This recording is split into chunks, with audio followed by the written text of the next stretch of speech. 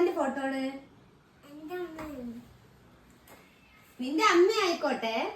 ഇതെന്തിനാ പോക്കറ്റിൽ വെക്കുന്നത്? ഇതെന്തിനു പോക്കറ്റിൽ വെക്കുന്നത്? പോക്കറ്റിൽ വെക്കാൻ പാടില്ല, സ്കൂളിലേക്ക് കൊണ്ടുപോകാൻ പാടില്ല.